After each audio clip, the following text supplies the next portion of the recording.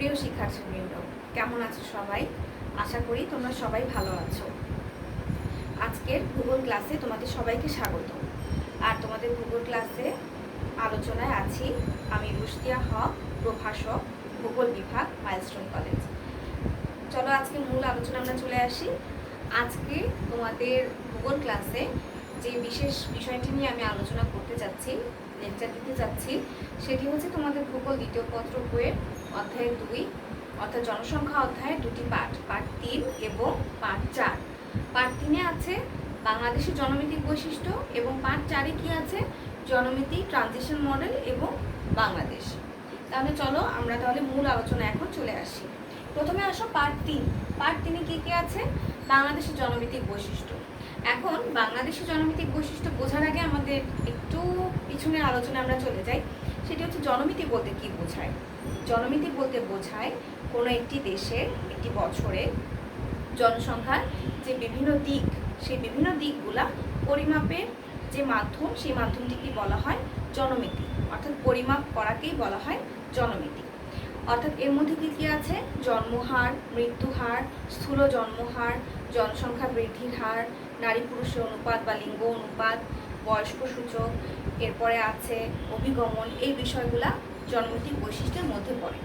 এখন আসো এই যে জনমিতিক বৈশিষ্ট্যগুলার কথা আমি বললাম, এই বৈশিষ্ট্যগুলা বাংলাদেশের পরিপ্রেক্ষিতে কি অবস্থানে আছে সেটি হচ্ছে আজকের পার্ট 3-এর আলোচনার বিষয়বস্তু। প্রথমে চলে আসো, আমি লিখেছি দেখো তোমাদের বইও আছে। প্রথমে আসো সাধারণ জন্মহার। জন্মহার অর্থাৎ আমরা শব্দটার মানেই বুঝতে পারছি যে প্রতি কিছু সংখ্যায় কতজন শিশু জন্মগ্রহণ করছে। এটাকে আমরা 1000-এ আমরা প্রকাশ করি। তার মানে প্রতি 1000-এ যতজন শিশু জন্মগ্রহণ করছে সেটি পরিমাপের একটি মাধ্যম হচ্ছে সাধারণ জন্মহার। এটাকে আমরা একটি ইকুয়েশনের মাধ্যমে আমরা যদি প্রকাশ করি, বিষয়টা তাহলে এরূপ আসে: নির্দিষ্ট বছরে জন্মিত সন্তান, অর্থাৎ একটি নির্দিষ্ট বছরে একটি নির্দিষ্ট দেশে কতজন শিশু জন্মগ্রহণ করছে, ডিভাইডেড বাই নির্দিষ্ট বছরে প্রজননক্ষম নারীর সংখ্যা ইন্টু 1000। নির্দিষ্ট বছর প্রজননক্ষম নারীর সংখ্যা, এটা একটা বিশেষ হিসাব। নারীরা সাধারণত 15 থেকে 45 অথবা 15 থেকে 49 বছর পর্যন্ত প্রজননক্ষম থাকে।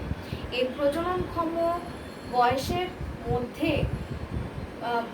এই প্রজননক্ষম কতজন নারী আছে সেই সংখ্যা যখন নির্দিষ্ট বছরে জন্মিত সন্তান এর দ্বারা ভাগ করা হয়, অর্থাৎ ভাগফলটাকে যখন 1000-এর মাধ্যমে আমরা গুণ করে প্রকাশ করব, তখন সেটা আমরা কি পাবো?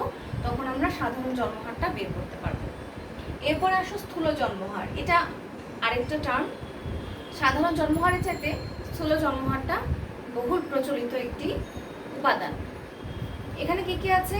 কোনো বছরে জন্মিত সন্তানের মোট জনসংখ্যা, অর্থাৎ আমরা লবটা কিন্তু একই দেখলাম, জন্মিত শিশুর সংখ্যা ডিভাইডেড বাই দেশের বছরের মধ্যকালীন জনসংখ্যা, অর্থাৎ একটা দেশে মোটামুটি মাঝামাঝি সময়ে যতজন জনসংখ্যা রয়েছে, অর্থাৎ জনসংখ্যাটা যখন আমরা ভাগ করব, কি দিয়ে ভাগ করব?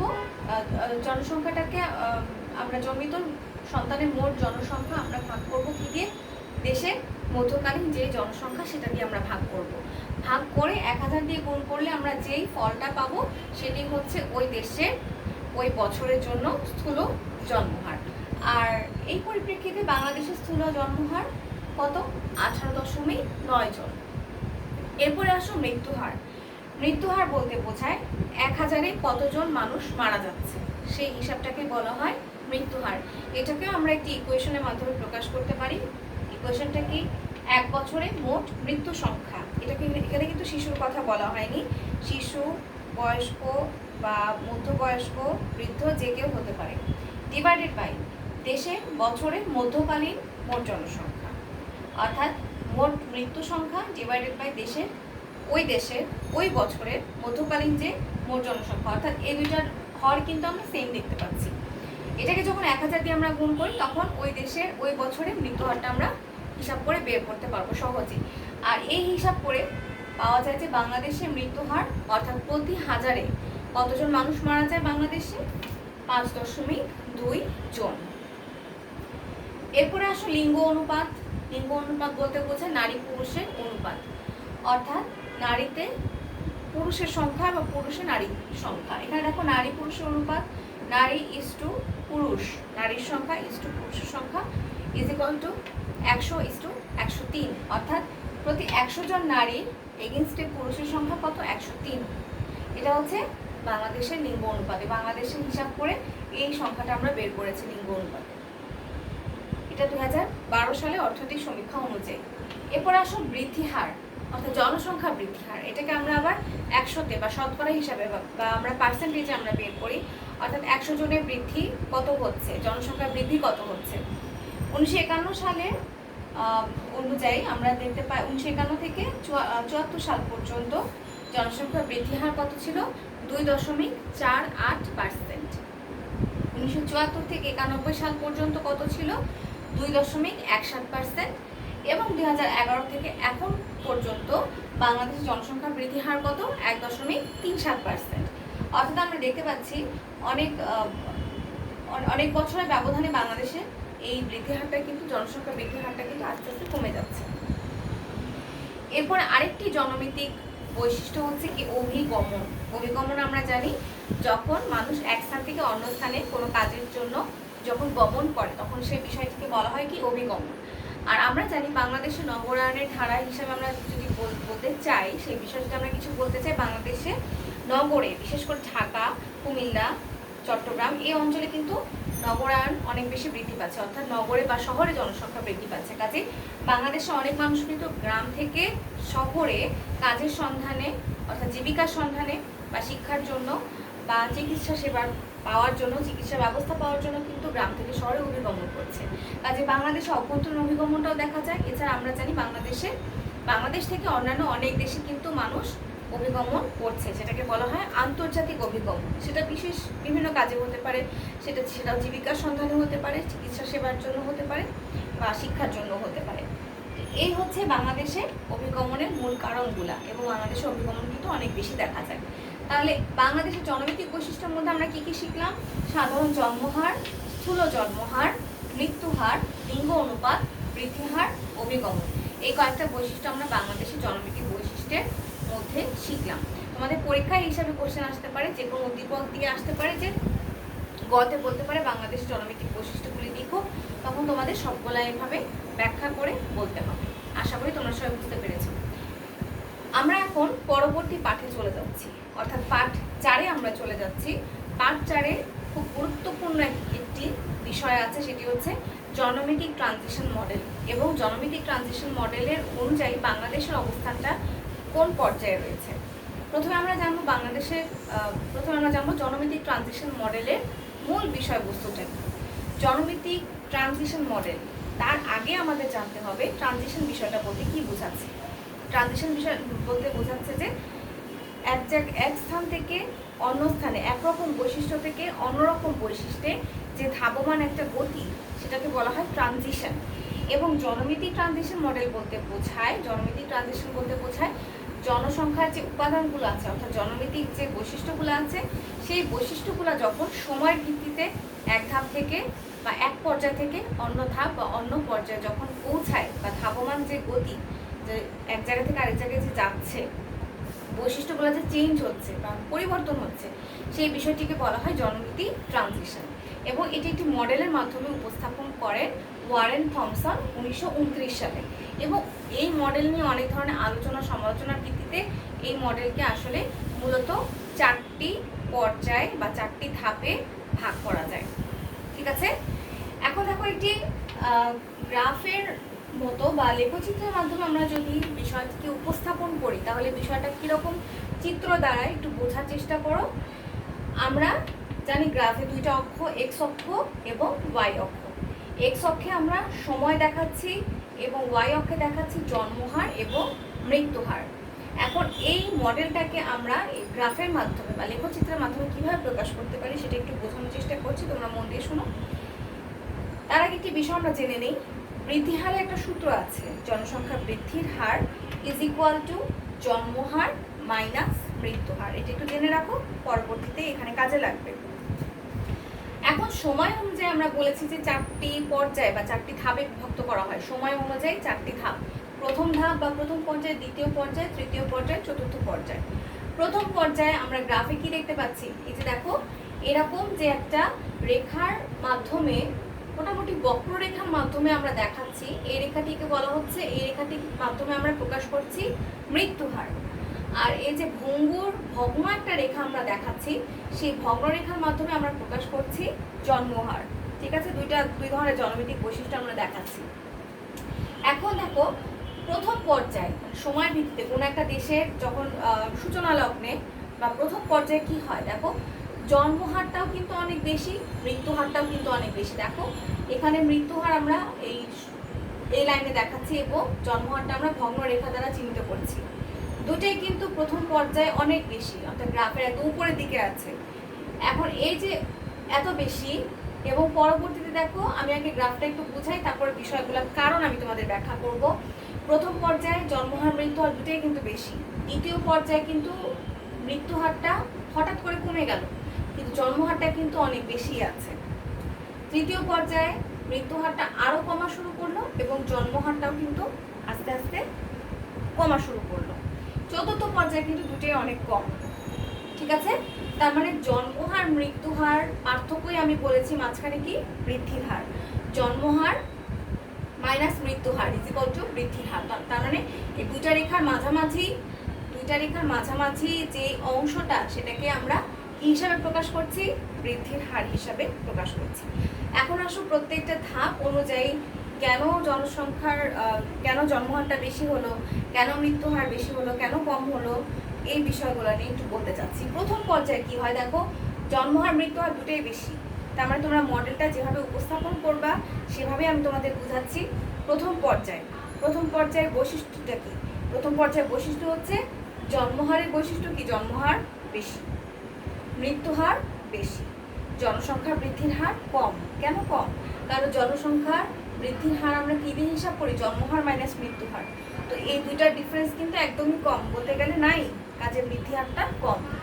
এখন আসো জন্মহার বৃদ্ধির কারণ, মৃত্যুহার বৃদ্ধির কারণ। জন্মহার বৃদ্ধির কারণ কি, কারণ প্রথম পর্যায়ে মানুষ জন্ম হারটা বা বৃদ্ধির হারটা কেন বাড়ছে বা কমানোর জন্য কোনো চেষ্টা করছে না, অশিক্ষা ইত্যাদি কারণে জন্মহারটা বেশি। মৃত্যুহারটা কেন বেশি, অর্থাৎ প্রতি হাজারে কেন মানুষ বেশি মারা যাচ্ছে, কারণ প্রথম পর্যায়ে অথবা অনুন্নত অঞ্চলগুলোতে কি হয়, চিকিৎসা সেবা মানুষ পায় না, সাধারণ অসুখে মানুষজন মারা যাচ্ছে, যার জন্য মৃত্যুহারটা অনেক বেশি। এগুলো হচ্ছে মূল কারণ। প্রথম পর্যায়ে জনসংখ্যা, জন্মহার মৃত্যুহার দুটোই বৃদ্ধির মূল কারণ হচ্ছে এই, অর্থাৎ অশিক্ষা, এরপরে আছে কুসংস্কার, এরপরে আছে অসচেতনতা, এরপরে আছে কি, এগুলো হচ্ছে জন্মহার বৃদ্ধির কারণ। আর মৃত্যুহার বৃদ্ধির কারণ হচ্ছে চিকিৎসা সেবা না পাওয়া। দ্বিতীয় পর্যায়ে আসো, সময় ধাপে ধাপে যখন দ্বিতীয় পর্যায়ে আসলো, তখন কি হলো, একটি দেশের জন্মহারটা আগের মতোই কিন্তু বেশি, কিন্তু মৃত্যুহার হঠাৎ করে অনেক কমে গেল। দেখতে পাচ্ছ নিশ্চয় জন্মহারটা কেন বেশি, কারণ এখনো মানুষ অসচেতন, এখনো মানুষ জনসংখ্যা বৃদ্ধির কুফল সম্পর্কে জানতে পারেনি এবং অশিক্ষার ব্যাপারটা তো আছে। কিন্তু মৃত্যুহারটা কেন কমে গেল, কারণ চিকিৎসা সেবা একটু হলেও উন্নতি লাভ করলো, এই জন্য মৃত্যুহারটা কমে গেল। এবং এই দ্বিতীয় পর্যায়ের হিসাব অনুযায়ী আমরা কিছু দেশের কথা আমরা বলতে পারি, যেসব দেশগুলা এখন জনসংখ্যার জনভিত্তিক ট্রানজিশন মডেলের দ্বিতীয় পর্যায়ে রয়েছে। সেই দেশগুলো কি কি, পাকিস্তান, মিশর, নাইজেরিয়া, ব্রাজিল, এই দেশগুলো হচ্ছে জনভিত্তিক ট্রানজিশন মডেলের দ্বিতীয় পর্যায়ে রয়েছে। এরপর আসা তৃতীয় পর্যায়ে আমরা দেখতে পারি মৃত্যুহার কিন্তু আরো কমা শুরু করলো। খেয়াল করো, মৃত্যুহার আরো কমা শুরু করলো এবং জন্মহারটা এই দ্বিতীয় পর্যায়ের শেষের দিকে এসে কিন্তু আস্তে আস্তে কিছুটা হলেও কমা শুরু করলো। দেখো দ্বিতীয় পর্যায়ে কিন্তু অনেক বেশি ছিল, তৃতীয় পর্যায়ে এসে কিন্তু আস্তে আস্তে কমা শুরু করলো, কমে বেশ ভালোভাবেই কমে গেল। কেন কমে গেল, জন্মহার কমার কারণ কি, কারণ মানুষের শিক্ষার হার বৃদ্ধি পেয়েছে, মানুষ জানে জনসংখ্যা বৃদ্ধি পেলে কি কি সমস্যা হতে পারে, মানুষ জানে জনসংখ্যা বৃদ্ধি পেলে সেটা তাদের অর্থনৈতিক অবস্থার উপর কী প্রভাব ফেলবে, সামাজিক অবস্থার উপর কী প্রভাব ফেলবে, এই বিষয়গুলো সম্পর্কে মানুষ সচেতন হওয়া শুরু করলো, যার জন্য জন্মহারটা কমা শুরু করলো। আর মৃত্যুহার, চিকিৎসা সেবা আরও উন্নত হওয়ার জন্য মৃত্যুহারটা আরও কমা শুরু করলো। আর তৃতীয় পর্যায়ে যে দেশগুলো রয়েছে সেটা হচ্ছে বাংলাদেশ তৃতীয় পর্যায়ে রয়েছে। আরও দেশ রয়েছে চীন এবং আমেরিকা, ইউএসএ, এই দুটি দেশও হচ্ছে তৃতীয় পর্যায়ে রয়েছে। চতুর্থ পর্যায়ে এবং আমরা আরেকটা কথা বলে নেই, সেটা হচ্ছে যে বৃদ্ধির হার কিন্তু তৃতীয় পর্যায়ে অনেক বেশি, কারণ জন্মহার এবং মৃত্যুহারের পার্থক্যটা কিন্তু তৃতীয় পর্যায়ে আমরা অনেক বেশি দেখতে পাচ্ছি। এরপর আসো চতুর্থ পর্যায়ে। চতুর্থ পর্যায়ে কি হয়, জন্মহারটা তো আরো কমা শুরু করে, মৃত্যুহারও আরো কমা শুরু করে। জন্মহার কমে যাওয়ার কারণ কি, মানুষ এখন আরো সচেতন, মানুষের শিক্ষার পরিমাণটা আরো বেশি, যার জন্য জন্মহারটাও কমছে এবং জন্ম নিয়ন্ত্রণ পদ্ধতি মানুষ আরো বেশি গ্রহণ করছে, যার জন্য জন্মহারটা কমে যাচ্ছে। মৃত্যুহার কমার কারণ কি, চিকিৎসা সেবা আরো উন্নতি লাভ করছে।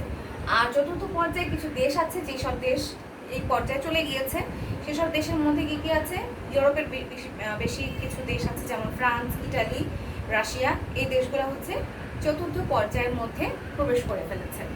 বাংলাদেশও আশা করা যায় যে তৃতীয় পর্যায় থেকে একসময় চতুর্থ পর্যায়ে চলে যাবে। আর সব উন্নত দেশগুলো কিন্তু চতুর্থ পর্যায়ে চলে গেছে। যেসব দেশে অর্থনৈতিকভাবে উন্নত, সামাজিকভাবে উন্নত, সেসব দেশ কিন্তু আস্তে আস্তে চতুর্থ পর্যায়ে বা চতুর্থ ধাপে ধাবমান হচ্ছে, চলে যাচ্ছে।